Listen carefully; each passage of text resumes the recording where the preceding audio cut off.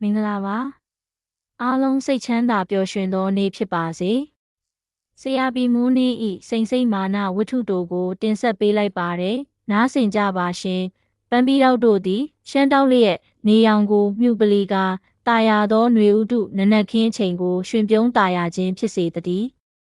ထိုပရောက်ပင်ကြီးဤရိပ်ငိန်သားရာအေးချမ်းလှစွာသောအကိုင်းခတ်တို့၏အလဲတွင်မိမပြိုယောက်ျားပြိုတို့နှင့်မိမကြီးတစ်ယောက်နှစ်ယောက်သည်ကောင်းညင်းဆိုင်ထုံများကိုထုတ်၍နေကြလေ၏ကလေးတငယ်အချို့တို့သည်လည်းထိန်ငွေတောက်ရမ်းမွေးရနှံ့ဖြန်းလျက်ပန်းပွင့်တို့ကိုလောင်းပတ်၍နေသောကြီးမားသည့်ထိုပရောက်ပင်ကြီး၏အောက်၌လိုက်တန်းပြေးတန်းကစား၍နေလေ၏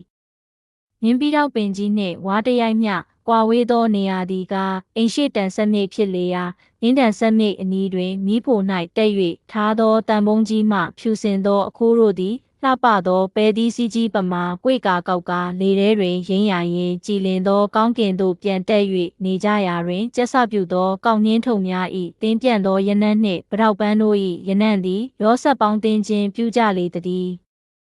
အနီးပါရှိတရက်ပင်မန်ကြီးပင်ရိပ်များ၏အောက်၌ကလဲကိစ္စပြီးသဖြင့်အားလက်လျက်ရောက်လာလက်တန်သောတကြံခါကြီး၏အငွေ့သက်ကိုခံလင့်ကရေမောပြောဆို၍နေကြသူများသည်၎င်းအလှဲ့ကျတန်းတုပ်၍နေကြသူများသည်၎င်းများမကြမီကဘိုးမောင်နှင့်ထွက်၍ပြေးသောမဲသုံး၏အကြောင်းနှင့်ပတ်သက်ပြီးအရေးတကြီးဆွေးနွေး၍နေကြသူများသည်၎င်းတစုံတစ်ခုစီကြည်လင်သောလေထဲ၌တာယာသောရေမောတန်တို့ကိုလွှင့်၍နေကြလေသည်မစိမ့်ညီတို့အိမ်ကောင်းရင်းကမြမပိန်နေသည်ကြီးဟာကြီးလာပါပကောအေးငွေးလိုက်တာအေးမစွတ်တော့ဘူးလားဟုတယောက်သောမိန်းမကြီးကကောင်းရင်းထုံများကိုပြုတ်၍နေသောအသက်20ခန့်ရှိမိန်းမပြိုအချောလှလေးတယောက်အားမေးလိုက်လေ၏ကျမကတက်ရိုက်ပြီးအုတ်တာမကြိုက်ဘူးကြီးရဲ့သူ့အလိုလိုမှင့်မစားမယ်လို့အပင်မှာပဲထားတယ်ပိန်နေသည်များဟာလုံးကြီးပေါက်လအပြိုချောကလေးများနဲ့အင်မတန်တူတယ်အေးတတိထားမောင်မြင့်ကိုလည်းအားနာအောင်ကြီးပြောတာကိုကျမနားမလဲဘူးနားလေအောင်ပြောပါဦးဟုစိန်စိန်ကပြောရင်းကြက်ပြီးသားကောင်းရင်းထုံများကိုဆယ်ယူနေလေ၏ကြီးကတက်ရိုက်မှကောင်းကောင်းမှဲ့တာကိုဆိုတာပါတက်မရိုက်ပဲအပင်မှာထားရင်ရှင်းဖောက်တတ်တယ်အေးရှင်းဆိုတဲ့တရဝအကောင်မျိုးဟာမြောက်ထက်တကိုးကြီးတာမျိုးအေးမြောက်ဟာအုံသီးကိုရရင်ဘာလို့ရမှန်းမသိဘူးရှင်းကတော့ဖောက်ပစ်လိုက်တာပဲအုံသီးကိုဖောက်တဲ့ရှင်ဟာဗမာပိန်နေသည့်အလုံးမျိုးကိုတော့ဘာပြောစရာရှိမလဲစိတ်ကျမတော့တက်ရိုက်ထားမဲ့အစားရိုက်သက်တာခံပါပဲဟုပြောရင်းမောင်မြင့်ဘက်သို့လှည့်ကြည့်လိုက်လေ၏ထိုအခါပတ်ဝန်းကျင်အနီးပါမနီးမဝေးရှိမိန်းမများကရင်မောကြလေ၏မောင်မြင့်သည်အိမ်ပေါ်၌ခြေတွဲလွဲချကာထိုင်ရင်းခြေနှစ်ဖက်ကိုရမ်းလျက်စိန်စိန်ကိုကြည့်ကာပြုံး၍နေလေ၏မင်းကိုဘသူမှရိုက်မသက်စေရပါဘူးစိန်ရင်ဒီမှာတက်တော်ဆောင်ကြီးတယောက်လုံးရှိပါတယ်အိပ်ဖန်များကောမဆောင်ဘူးလားဟုဒေါ်ညိုကပြောပြီးပိန်နေသည်ကိုတွားရောက်ကလက်နှင့်တီးခတ်ကြည့်ပြီးစိန်စိန်ရေတက်ရိုက်ဖို့မလိုတော့ဘူးစီတော်တန်ပေါက်နေပြီးဘယ်နဲ့လုံးမလဲစီတော်တန်ပေါက်ရင်စားတာပေါ့ဒေါ်ညိုရဲ့ဟုပြောလိုက်ရာတောင်းလောင်နီးနီးကြည့်ပြီးငွေးကြိုင်သောပိန်နေသည်ကြီးကိုဒေါ်ညိုအညာမှဖြုတ်၍ခူးလိုက်ရာအနီးပါရှိကလေးမိန်းမကြီးငယ်တို့သည်ပြေး၍လာကြလေ၏မကြာမီဝိုင်းအောင်ကပိန်နေသည်ကြီးကိုနွားဖြက်သလိုဖြက်နေကြလေ၏စိန်စိန်သည်ပြေး၍လာပြီးလျင်ငပြောပင်တပင်မှအရွက်ကိုခင်းကာဒေါ်ညိုရော့သူတို့ဖို့ဟုပြောကာငပြောဘက်ကိုပေးလေ၏ထို့နောက်စိန်စိန်နှင့်မောင်မြင့်သည်အိမ်ပေါ်၌စကားပြောရင်းပိန်နေသည်ကိုစား၍နေကြလေ၏ထိုခိုက်တွင်စူညံတန်များကိုကြားရလေ၏မမူးဟဲ့မမူးကလေးငိုနေတာမကြားဘူးလားဟဲ့မိစုပလင်းနဲ့စကားပြောနေလဲထမင်းအိုးဆူနေပြီးစွန်းတော်ပြုတ်မဲတုပ်ရီကလေးနိုးနေပြီဟဲ့စသည့်အော်တန်ခေါ်တန်တို့ကိုကြားရလေ၏ငေးကစကားပြော၍နေကြသူတို့သည်ထ၍ပြေးကြလေ၏စိန်စိန်နှင့်မောင်မြင့်သာမီးဖိုနှင့်မနီးမဝေးနေရာတွင်ပိန်နေသည်စားလျက်ကြံရစ်ကြလေရာအညာပြုတ်၍ကြနေသောပိန်နေသည်ကြီးမှလည်းကြံရစ်ခဲ့လေ၏ပရောက်ပင်အောက်၌လည်းဒေါ်ညိုတယောက်သာကောင်းရင်းထုတ်ကိုထုတ်ရင်းကြံရစ်ခဲ့လေသည်စိန်စိန်သည်ရင်းရွာအနီးရှိမြို့တစ်မြို့၌ ကျောင်းဆရာမဖြစ်ခဲ့ပြီးနောက်ယခုအခါဝါသနာပါသောဝတ္ထုကဗျာသတင်းတို့ကိုရေး၍ရန်ကုန်မြို့မန္တလေးမြို့များ၌ရှိသောမဂဇင်းဂျာနယ်သတင်းစာများသို့ရေးသားပေးပို့ရာကျောင်းဆရာမဖြစ်စဉ်ကရရှိသောလက90ထက်ပိုမို၍ရနေသောကြောင့်တကြောင်စာရေးခြင်းအလုံး၌ဝါသနာစူးစိုက်သဖြင့်ကျောင်းဆရာမအလုံး၌မပျော်ပိုက်ပဲညှင်းငွေ့သဖြင့်၎င်းဆရာမအလုံးမှထွက်နေရာလွတ်လပ်ခြင်းကိုရာစပြုသဖြင့်များစွာပျော်ရွှင်လျက်မြို့သူ၏အလေးကျင့်တို့ကိုဖျောက်ဖျက်ကကဘာပေါ်မှာပျော်စရာအကောင်းဆုံးဟုမိမိ၏စိတ်၌အယူရှိသောကြောင့်တောသူတို့၏အတုံးနှုံးအနေထိုင်မျိုးနှင့်တင်းတိမ်၍နေသူဖြစ်လေ၏မိမိခင်မွန်ဆိုးမကြီးနှင့်အမတယောက်မှာလဲပိုင်မြေပိုင်အိမ်ပိုင်ရှိသဖြင့်စိမ့်စိမ့်စာရေး၍ရသောငွေကလေးနှင့်ဟင်းတို့၏လယ်မြေမှနှစ်စဉ်ရရှိသောဝင်ငွေကိုပေါင်းလိုက်သောသားအမိ၃ယောက်မှာလေလွင်ဖြုံးတီးမိသူမောင်အကိုမရှိသဖြင့်ပိုသည်ထက်ပို၍နေသည့်ပြင်ကောင်းနှင်းထုတ်၍ဒေါ်ညိုကိုဈေးသို့လွှတ်ကာအယောင်ခိုင်းခြင်းဖြင့်မိတ်ဆွေတော်ညိုအားငွေဝင်မှန်သောအလုပ်ကိုပေးနိုင်ရုံမကမိမိတို့မှလည်းအပြင်းပြေလှုပ်ရင်းကင်ရင်အပိုမိုသုံးဆွဲကြရလေ၏မောင်မြင့်မာမူကျောင်းနေစဉ်9တန်း၌ဆရာမကလေးစိန်စိန်ဤတပြည့်ဖြစ်ခဲ့လေရာအသက်ရွယ်ချင်းတူသဖြင့်၎င်းတရွာတဲနေတရေတဲတောက်ဖြစ်ခြင်းကြောင့်တကြောင်စာပေရေးသားစီကုံးခြင်းအလုံး၌ဝါသနာတူညီခြင်းကြောင့်တကြောင်အလွန်ချစ်ချင်၍နေလေရာဆရာမကလေးကျောင်းမှထွက်ပြီးနောက်မောင်မြင့်မှာကျောင်းမှမထွက်သေးတော့လဲအားလက်သည့်အခါဆရာမကလေးထံလာရောက်ကမိမိရေးသားထားသောစာများကိုပြခြင်းစိန်စိန်ရေးသားထားသောစာများကိုဖတ်ခြင်းအပြင်းပြေရာမှတယောက်ကိုတယောက်အထူးအချွန်နီးစပ်၍လာကြပြီးလျှင်တယောက်ကိုတယောက်မကြာခဏမတွေ့ရလျှင်မနေနိုင်သလိုဖြစ်၍နေလေသည်မောင်မြင့်သည်စိန်စိန်ကိုလွန်စွာအားကြလျက်စိန်စိန်ကဲ့သို့နာမည်ရလျှင်တေပြော်ပြီးဟုမှတ်ထင်၍နေလေ၏ရင်းစာပေရေးသားခြင်းအလုံးမှအပစိန်စိန်နှင့်မောင်မြင့်သည်တယောက်ကိုတယောက်အဟုတ်တကယ်အမှန်မေတ္တာရှိကြောင်းကိုကောင်းစွာသိကြလေ၏သိကြတော်လဲမောင်မြင့်သည်ပညာအရာ၌စိန်စိန်ဟာမိမိထက်သာ၍နေသဖြင့်တနေ့သူကဲ့သို့ငါဖြစ်အောင်ကြိုးစားမည်ကြိုးစား၍ထမြောက်အောင်မြင်မှသာသူ့ကိုငါယူမည်ဟုအောက်မေ့ကြံစီကာစာရေးခြင်းအလုပ်ကိုသာကြိုးပမ်းအားထုတ်၍လှုပ်သောကြောင့်ကိုရန်ကိုမအောင်ဘဲနှစ်ကျော်ကြာ၍နေလေ၏သို့ပင်စိတ်ဝင်စားလျက်သူလိုဖြစ်မှသူ့ကိုငါယူမည်ဟုစိတ်ထဲမှအကြံပြုတော်လဲအချစ်တီကလူပြည်၌နေရသည်နှင့်မတူနတ်ပြည်၌နေရသကဲ့သို့မှတ်ထင်လောက်အောင်ကြီးမားသောစည်းစိမ်ကိုခံစား၍နေရသကဲ့သို့ထင်ရလေ၏စိန်စိန်ကျွေးသောအသီးသည်ကဘာပေါ်၌ရှိသမျှသောအငွေးကြိုင်တို့ထက်ငွေးကြိုင်၍နတ်တုတ်တာမကချိုမြင်၍စိန်စိန်၏လက်ကလေးတစ်ချက်မျှထိရခြင်းအရသာထက်မြတ်သောအတွေ့သည်ကဘာပေါ်မှာမရှိချေစိန်စိန်၏ကိုငွေသည်ຫນွေအခါအထူးချမ်းမြေ့စေ၍စောင်းခါ၌တာခြင်းဖြစ်စေ၏တခါတခါနီးကပ်စွာစကားပြောရာ၌စိန်စိန်သည်နတ်တို့၏တူရိယာတန်ထက်တာယာလိမ့်မည်ဟုမှတ်ထင်ယုံကြည်လေသည်သို့ဖြစ်သောကြောင့်ထိုနေ့၌ကငါသူ့လိုဖြစ်အောင်စောင့်ရလျင်အင်မတန်ကြာပြီးနေတော့မှထင်ပါရဲ့လေဟုစိတ်၌အောက်မေ့ကာဆရာမကျွန်တော်ကျောင်းထွက်တော့မယ်ကျောင်းမှာမနေကျင်တော့ဘူးဟုပြောလေ၏ဘာဖြစ်လို့လဲ10 ရန်းအောင်မနေကျင်တော့ဘူးလားဟုပြောကာပိန်နေသည်ကိုတပိုင်းကိုက်ပြီးလက်၌ကိုင်းလျက်မောင်မြင့်၏မျက်နာကိုငေးကြည့်ကာနေလေ၏မတင်နိုင်တော့ဘူးထင်တယ်ဆရာမဘာဖြစ်လို့လဲဆိုတော့ကဟောဒီလိုဖြစ်နေတာဟုပြောကာဆရာမ၏လက်ထဲမှပိန်နေသည်ကိုလျင်မြန်စွာယူပြီးဆရာမကိုက်၍ထားသောကိုက်ရာပေါ်ကိုထက်၍ကိုက်ရင်းဆရာမကိုပြုံးစီစီနှင့်ကြည့်၍နေလေ၏ဆရာမသည်ရင်းကိုအပြစ်တင်သောမျက်နှာပေးမျိုးနှင့်ကြည့်ကာအလကား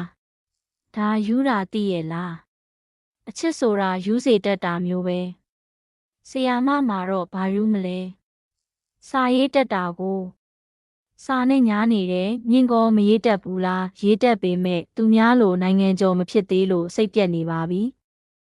စာနဲ့လည်းမညားနိုင်တော့ပါဘူးစာကိုလည်းမချစ်တော့ပါဘူးတကယ်ချစ်တဲ့လူနဲ့သာအေးနေကျင်တော့တာပါပဲအေးနေရင်ဘာလို့စားမလဲဘာလို့စားရမလဲကိုပိုင်လေအေက300ရှိတယ်လဲထောက်ခမချဘူးကိုတိုင်သူရင်းငါးနဲ့လှုပ်ရှားမှာပေါ့ဒီလိုဖြင့်လဲသူကြီးပေါ့လေဟုတ်ကဲ့လဲငါလဲသူကြီးမဟုတ်ပါဘူးကိုပိုင်လဲလှုပ်တဲ့လဲသူကြီးပါဆရာမကတော့လဲသူကြီးအလုပ်ကိုသေးနှုတ်တယ်ထင်မှာပေါ့အယ်ဒီတာတို့မင်းတိုင်ပင်အမတ်တို့ဝစ်လုံတို့9000စားတို့မှဟုတ်တယ်ထင်မှာပဲဒီလိုလဲမဟုတ်ပါဘူး အေးအေးဆေးဆေးကိုဘာသာစာရေးပြီးနာမည်လဲရဝမ်းလဲဝနေတဲ့အခါမှာသခင်တယောက်လင်တယောက်ကိုအကြောင်းမဲ့ရှာပြီးလှုပ်ကြွေးတမှုပြုလျင်မိုက်ရာကြမှာဆိုလိုပါစင်စစ်အားဖြင့်တော့ကစိန်စိန်သည်မောင်မြင့်ကိုချစ်ခင်၏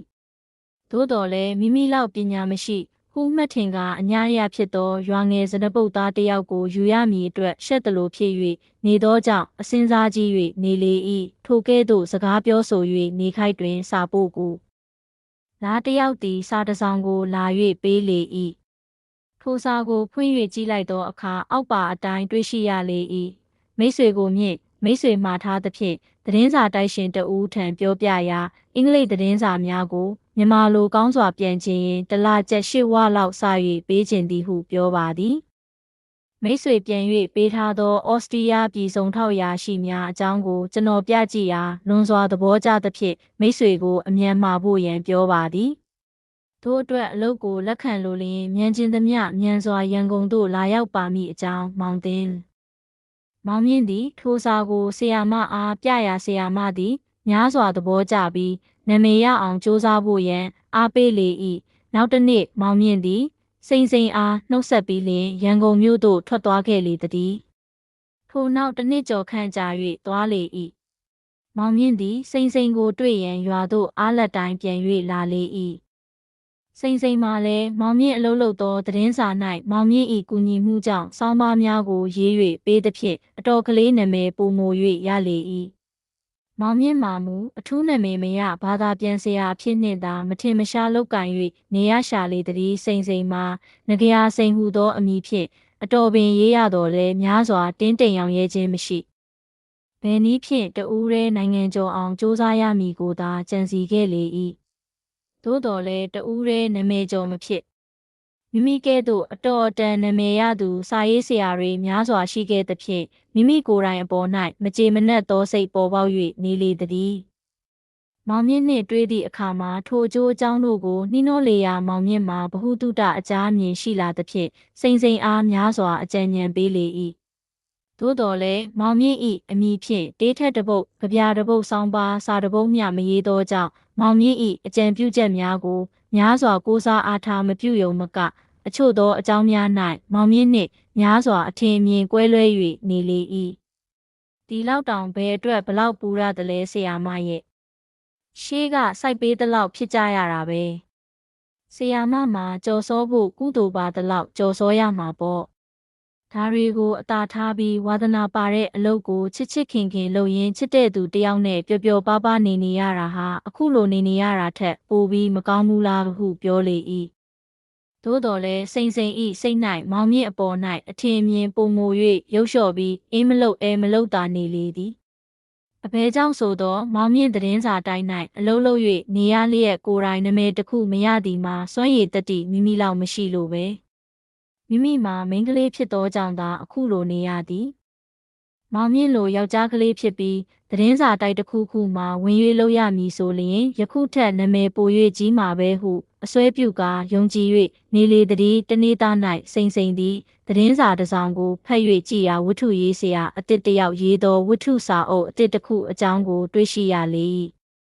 ထိုဝတ္ထုနှင့်ပတ်သက်၍သတင်းစာအယ်ဒီတာများသည်များစွာချီးကျူးရေးသားထားကြသည်ကိုတွေ့ရှိရလေသည်ထို့နောက်အခြားသတင်းစာကြားနှင့်မဂဇင်းတို့ကိုဆက်လက်ဖတ်ကြည့်ရာ၌ထိုစာရေးဆရာတစ်မောင်တိုင်း၏နာမည်သည်တပြည်ထောင်လုံးအုံးကြွကြွဖြစ်၍လာသည်ကိုတွေ့ရှိရလေသည့်ပြင်သတင်းစာကြားနှင့်မဂဇင်းဟုသမျှတို့၌၎င်းမောင်တိုင်းရေးသောစာများအမြဲပါရှိသည်ကိုတွေ့ရသောအခါစိန်စိန်မှာမခံကြည့်မခံသာဖြစ်၍နေလေသည်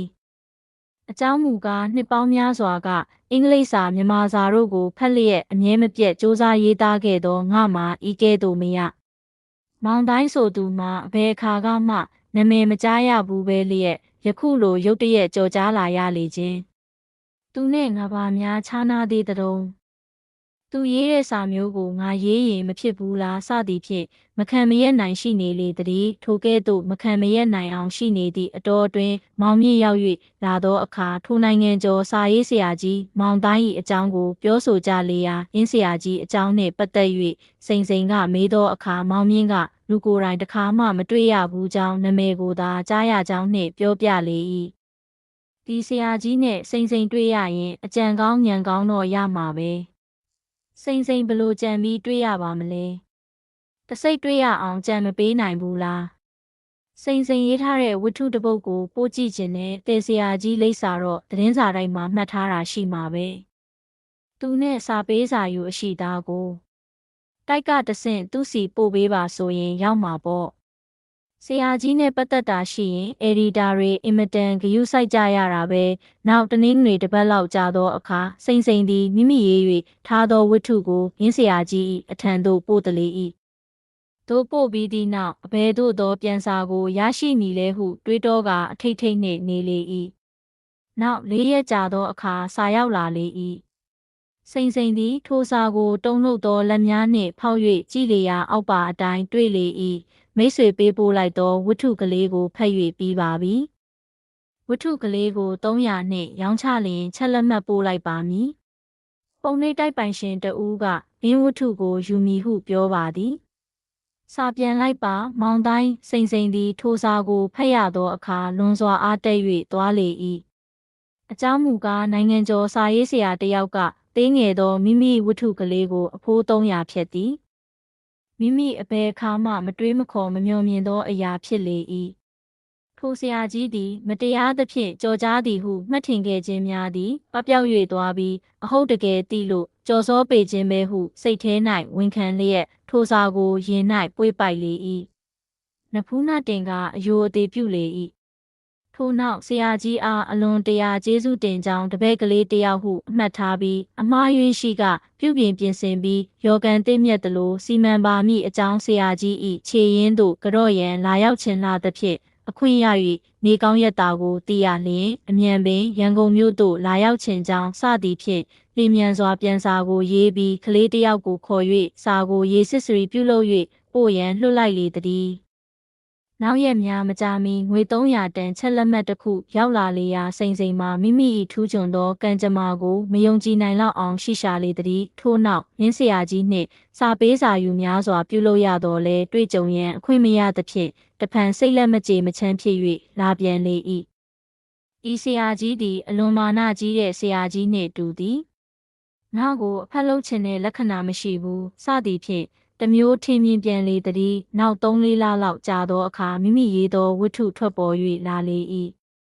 မြင်းဝတ္ထုအကြောင်းနှင့်ပတ်သက်၍ဆရာကြီးဦးတိုင်း၏ချီးမွမ်းထောမနာပြုသောစာများနှင့်ထင်မြင်ချက်များကိုပါသတင်းစာများ၌ဖတ်ရလေ၏မိမိထံသို့လည်းစာအုပ်50ရောက်လာ၍အတိုင်းမသိအားရဝမ်းသာဖြစ်ပြီးလျှင်မိမိအတိအိမ်ဆွေမျိုးထံသို့ထိုစာအုပ်များကိုလက်ဆောင်အဖြစ်နှင့်ပေးပို့ရာတွင်မောင်မြင့်ကိုမမေ့မင်းထံသို့လည်းစာတအုပ်ကိုပို့လိုက်လေရာမောင်မြင့်ထံမှကျေးဇူးအထူးတင်လျက်ထိုစာအုပ်နှင့်ပတ်သက်၍များစွာချီးမွမ်းသောစာကိုရရှိလေ၏ထို့နောက်ရက်များမကြာမီမောင်မြင့်ရောက်လာလေ၏စိန်စိန်သည်မောင်မြင့်အားများစွာကျေးဇူးတင်သည့်အကြောင်းများကိုပြော၍ပြလေ၏အကြောင်းမူကားမောင်မြင့်ကအကြောင်းပြုဆက်သွယ်၍ပေးသောကြောင့်သာထိုစာအုပ်ကိုဆရာကြီးဦးတိုင်းထံသို့ရောက်အောင်ပို့ရသဖြင့်ထိုစာအုပ်ထွက်ပေါ်၍လာသည်ကိုပြော၍ပြလေသည်မြင့်ကျေးဇူးတင်စရာမရှိပါဘူးဆရာမရဲ့မိမိပညာရှိလို့သာအခုလိုထင်ပေါ်ကျော်စောခြင်းဖြစ်တာပါပညာမရှိလျင်ဒီဆရာကြီးလည်းတစုံတရာတတ်နိုင်ဖို့မရှိပါဘူးဒီဆရာကြီးအသက်ဘယ်လောက်ရှိပြီလဲကိုမြင့်တခါမှမတွေ့ရဘူးလားတွေ့ရပါပြီလူငယ်ငယ်ရှိပါသေးတယ်လူပြိုပါပဲတနာကမှလူချောလို့ဆိုရမှာပေါ့ဟုတ်လားဘာမှမကြည့်သေးဘူးပေါ့စိန်ကအတော်ကြီးပြီလို့ထင်နေတယ်ခုမျက်နှာ၌ဝင်းထိန်တောက်ပစွာနှင့်ပြန်၍ပြောလေ၏နိုင်ငံကျော်ဆရာကြီးဟာဘာမျှမကြည့်သေးဘူးတဲ့လူချောလူပြိုတဲ့စသည်ဖြင့်တွေးတော၍နေလေသည်ဘယ်နဲ့လဲဆရာမရဲ့နာမည်လဲရပြီမဟုတ်လားဘာလို့သေးသလဲဆရာမလိုပညာသည်ကလေးမျိုးဟာအနန္တငါးနဲ့တူပါတယ်ချောင်းကြုံမြောင်းကြားများမှာနေလျင်အမီးလှဲ့စရာရှိမှာမဟုတ်ဘူးရန်ကုန်မြို့ကိုပြောင်းပါကျွန်တော်လဲလစာကလေးအိမ်ကလေးရနေပြီဘာသာပြန်စရာတသက်မဟုတ်တော့ပါဘူးအက်ဒီတာတယောက်ပါစိန်စိန်သည်စကားပြန်၍မပြောဘဲစဉ်းစားလျက်မောင်မြင့်ကိုအံ့ဩသောမျက်နှာနှင့်ကြည့်ကာအက်ဒီတာကတော့အက်ဒီတာပဲ နိုင်ငံကျော်တော့မဟုတ်သေးဘူးအခုလောက်ကြလို့မကြော်ကြားလျင်နောက်ကြော်ကြားဖို့ရှိပါတော့မလားဟုတွေးကာနေလေ၏စိန်စိန်သည်မောင်မြင့်ကိုချစ်၏မောင်မြင့်ကိုမိမိချစ်ကြောင်းကိုလည်းမိမိကိုယ်တိုင်ကောင်းစွာသိ၏သို့တော်လည်းသတင်းနာမည်ကြော်ကြားခြင်းကိုများစွာလိုလားသောမမာနသည်မောင်မြင့်နှင့်စိန်စိန်၏စက်ကြား၌ပင်လေကြီးချားသလိုချား၍နေလေသည်ဆရာမရန်ကုန်မှာနေလျင်တာ၍အတွေ့အမြင်များမယ်အသိပညာတိုးမယ်ဒီတော့တာပြီးကြော်ကြားထင်ရှားမယ်မဟုတ်လားဘယ်အထိစဉ်းစားအောင်ပါလဲစဉ်းစားတဲ့အချိန်တွေကိုရတတ်ပါတယ်ဆရာမရဲ့ခေါင်းကြီးလိုက်စမ်းပါဆရာမခေါင်းတစ်ချက်ညှိလိုက်လျင်ကျွန်တော်စိတ်နှလုံးပေါ်မှာတင်နေတဲ့ပိတ္တာလေးကြီးဟာတခါတည်းကျသွားမှာပါပဲပြောစမ်းပါရန်ကုန်ကိုလိုက်မယ်မဟုတ်လားဟုမောင်မြင့်သည်စိန်စိန်၏လက်ကလေးကိုကင်ဆွဲလေ၏စိန်စိန်ကပြန်၍ရုံးလျက်မဖြစ်နိုင်ပါဘူးထင်ပါရဲ့မြင့်ရဲ့နောက်တီလိုကင်လားဆွဲလားလုံးလျင်လက်ခံစကားမပြောဘဲနေလိမ့်မယ်သိရဲ့လားဆရာနဲ့တပည့်တီလားအသက်ချင်းတူပေမဲ့ဂုံချင်းမတူဘူးစိတ်ထဲကမပြစ်မှားနဲ့ပြစ်မှားလျင်ငရဲကြီးတတ်တယ်မပြစ်မှားနဲ့ဆိုတာကလွယ်လွယ်ကလေးရဲ့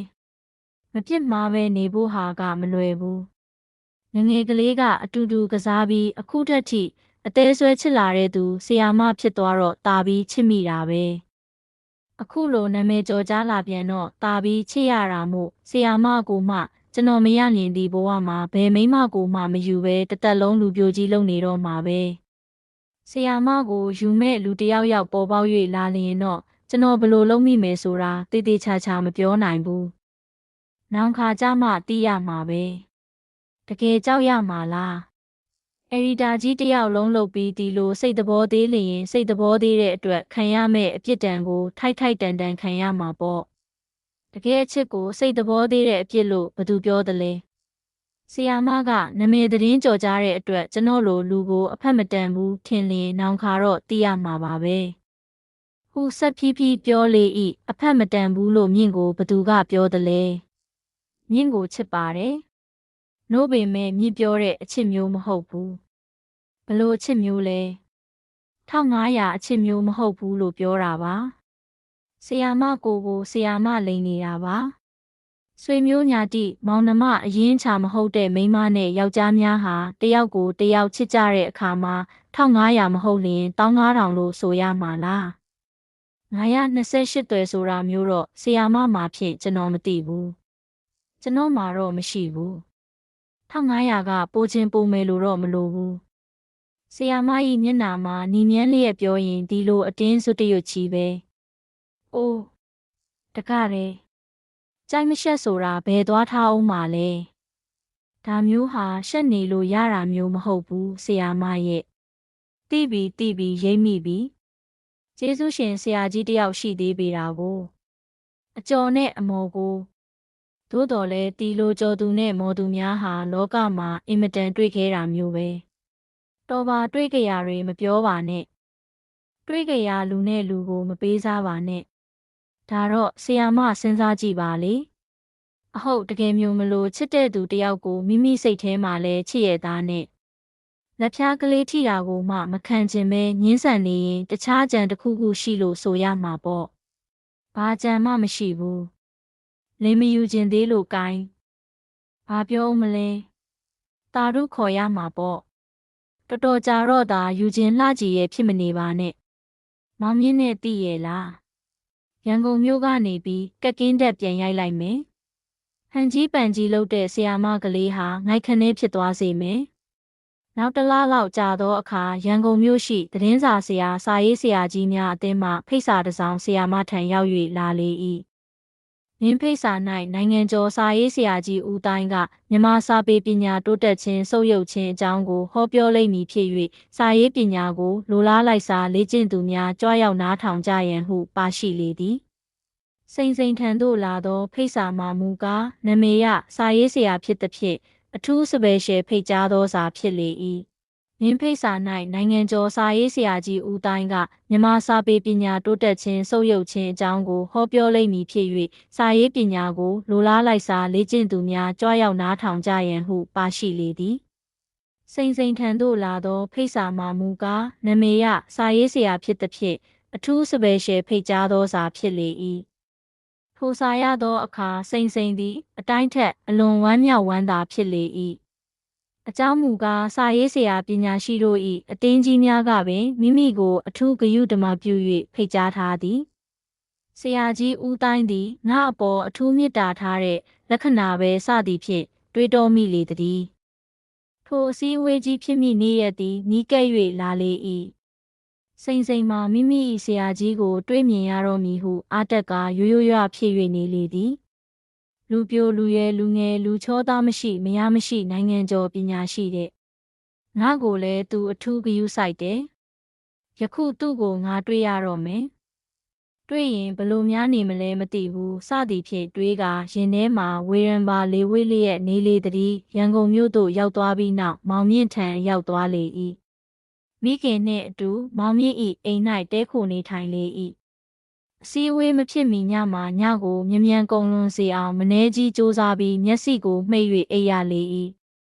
မိုးလင်းသောအခါမောင်မြင့်သည်အစေခံဖြစ်သူအားစိန်စိန်တို့သားမိကိုကောင်းစွာချက်ပြုတ်ကျွေးမွေးရန်မှာကြားပြီးစိန်စိန်အားအစည်းအဝေးနှင့်ပတ်သက်၍စီမံစရာတွေရှိသဖြင့်မိမိစောစောသွားရမည်10 နာရီမှာ YNBA အသင်းတိုက်ကိုအရောက်လာပါဟုပြောပြီးလက်ဖက်ရည်တောက်ပြီးနောက်စောစောစီးစီးအိမ်မှထွက်၍သွားလေ၏စိန်စိန်သည်နာရီကိုသာမကြာကြည့်ရလေ၏အစေခံသည်နနက်စာကိုဟင်းမျိုးမျိုးချက်ပြုတ်ပြင်ဆင်ကျွေးမွေးတော်လဲစိန်စိန်မှာမစားနိုင်ချေဝမ်းသာလုံးဝ၍နေလေ၏နာရီလက်တံသည်လွန်စွာနှေးလေ၏သို့တော်လည်းအချိန်သည်တဖြည်းဖြည်းနီးကပ်၍လာလေသည်ထိုအခါစိန်စိန်သည်မိခင်နှင့်အတူ YNBA တိုက်သို့ထွက်သွားကြပြီးလျှင်အသင်းတိုက်သို့ရောက်သောအခါယဟန်ပရိသတ်လူပရိသတ်များစွာတို့ကို၎င်းစင်မြင့်ပေါ်ရှိခန့်များသောဆရာကြီးအချို့ကို၎င်းမြင်ရလေ၏စိန်စိန်မှာများစွာသောပရိသတ်တို့အလယ်တွင်မြုပ်၍နေလေ၏စင်မြင့်ပေါ်၌ထိုင်၍နေကြသူတို့အထဲမှာဆရာကြီးပါရှိမှာပဲဘယ်ဆရာကြီးဟာငါဆရာကြီးဖြစ်ပါလိမ့်မလဲလူပြိုတနာကမားလို့ကိုမြင့်ကပြောတယ်အခုတော့တနာကမားတယောက်ကမှမတွေ့ရပြိုပြိုရွယ်လဲတကောင်မှမရှိခေါင်းပေါင်းကိုဖော်လုံးရောင်ပေါင်းပြီးချီပူဆိုးရှည်ဒူးအထိဝတ်ထားတဲ့ပိန်ပိန်၆ချောင်ကျစ်စာကလိန်စေးနဲ့ဆရာညိုကြီးဟာဆရာတိုင်းဟုတ်မဲ့လက္ခဏာမရှိပါဘူးဟိုဝါတုတ်အသားညိုပုတ်နဲ့ပြင်ထောင်နေရန်မှာရွှွန့်ဆေးကိုပြစ်ကတ်ထားသည်နှင့်တူသောလူကြီးမချောတချောကြီးဟာအနည်းဆုံးအသက်50တော့ကျော်မှာပဲသူလဲငါဆရာဟုတ်မယ်မထင်ဘူးစသည်ဖြင့်အကဲခတ်ကနေလေသည်ထိုခိုက်တွင်စင်မြင့်ပေါ်ရှိလူများမှာလှုပ်ရွဖြစ်၍လာကြ၏ပရိသတ်များတရွဖြစ်၍လာကြ၏လက်ခုပ်လက်ဝါးတီးကပဲ့တင်ခက်လျက်ယောက်ျားပြိုတယောက်သည်စင်မြင့်ပေါ်၌အတွင်းဘက်မှပေါ်၍လာလေသည်စိန်စိန်သည်ရင်းကိုမြင်သောအခါကြောက်ရွံ့လိုဖြစ်၍နေလေ၏မျက်တောင်ခတ်ရမှန်းမသိမေး၍နေလေ၏ကြက်သေးသေးလျက်အံ့ဩခြင်းကြီးစွာဖြစ်၍နေလေသည်မကြမီခြေရာမင်လုပ်သူကထားရဲ၍အပား၌ရက်လာသောထိုယောက်ျားပြိုအားလက်ဖြင့်ညွှန်ပြကငယ်မီဦးမြင့်ယခုနိုင်ငံကျော်ဦးတိုင်းဆိုတာတခြားမဟုတ်ပါဘူးကျုပ်လက်ရာဘက်ကပုဂ္ဂိုလ်ပါပဲလူသားငယ်နမဲကတုတ်ကြီးတဲ့ခမားတခေတ်မှာ2ယောက်မပေါ်တဲ့အေဒီတာနိုင်ငံကျော်ဦးမြင့်ခေါ်ဦးတိုင်းကမြန်မာစာပေပရိယတ်တီဤတိုးချင်းဆုတ်ချင်းအကြောင်းများကိုဟောပြောပါလိမ့်မည်ဟုစချီ၍ပြောလိုက်လေရာလက်ခုပ်တံတွေစူညံ၍တွားပြန်လေသည်စိန်စိန်သည်မောင်မြင့်ဤလက်ချများကိုတေချာစွာနားထောင်လေ၏လုံးစိပတ်စိအကုန်စင်မှတ်မိလေ၏မောင်မြင့်ဤခြေဟန်လက်ဟန်တို့နှင့်မျက်နှာထားအမူအရာတို့သည်စိန်စိန်ဤမျက်လုံးထဲမှမပြောင်းနိုင်အောင်ထင်ပေါ်၍နေလေသည်အစည်းအဝေးပြီးသောအခါမောင်မြင့်မှာနှုတ်ဆက်စကားပြောဆိုသူတွေဝိုင်း၍နေသဖြင့်စိန်စိန်မှာအနားသို့မကပ်နိုင်ဘဲနေလေ၏သို့ဖြစ်သောကြောင့်မြင်းရထားတစည်းကိုငှားပြီးအိမ်သို့အမြန်ပြန်သွားပြီးလျှင်ပလက်ကလထိုင်ပေါ်၌ထိုင်ကမျက်လုံးများမှေးပြီးဖြစ်ပျက်ပုံကိုတွေး၍နေလေသည်တို့တွေး၍နေရာ၌မိမိကိုယ်မိမိအထင်ကြီးမိသမျှသောမမာနာတို့သည်အကုန်စင်တက်လျှောကမိမိ၏စိတ်ထဲ၌ဆောက်လုပ်၍ထားသောဂုံသတင်းနာမည်ကြီးခြင်း၏တိုက်အိမ်ကြီးသည်ပြိုပြဲ၍သွားလေ၏အကြောင်းမူကားမိမိ၏နာမည်ကလေးသည်စင်စစ်အားဖြင့်တကယ်ဖိုးတန်သောနာမည်မဟုတ် မောင်မြင့်ကတမင်လှုပ်၍ပေးသောကြောင့်ရရှိသောနာမည်ကလေးဖြစ်လေရာမောင်မြင့်နှင့်စာလိုက်လျင်မြင်းမိုတောင်နှင့်တောင်ပိုးဖြစ်သည်ကိုတွေးမိလျက်ကြီးစွာတန်ဝေကြရပြီးမမာနကြ၍သွားလေသည်ထိုခိုက်တွင်လှေကားမှခြေတံကိုကြားရလေ၏မောင်မြင့်သည်အနားသို့ရောက်၍လာသောအခါစိန်စိန်သည်မျက်လုံးကိုမဖွင့်ဘဲမျက်နှာပေါ်၌လက်မောင်းကိုတင်ကာအိပ်ပျော်ဟန်ဆောင်၍နေလေ၏မောင်မြင့်သည်ကလတ်ထိုင်လက်ရန်ပေါ်၌ထိုင်ကာစိန်စိန်၏လက်ကိုဖြည်းညင်းစွာကိုင်ယူလျက်စိန်ဟုခေါ်လေ၏မကြာမီပင်မောင်မြင့်သည်စိန်စိန်ကိုထူမပွေ့ချီကာရင်ခွင်၌တင်သိပ်လေရာဆရာမကလေးစိန်စိန်သည်တက်မကြီးချလျက်မောင်မြင့်၏မျက်နှာကိုမောကြည့်ကာစိန်ဒီနေ့ကစပြီးစာမရေးတော့ဘူးမြင့်မှာထမင်းချက်ကျွေးသူကောင်းကောင်းမရှိဘူးဟုပြောရှာလေသည်နားဆင်သူတယောက်ချင်းစီကိုကျေးဇူးတင်ပါတယ်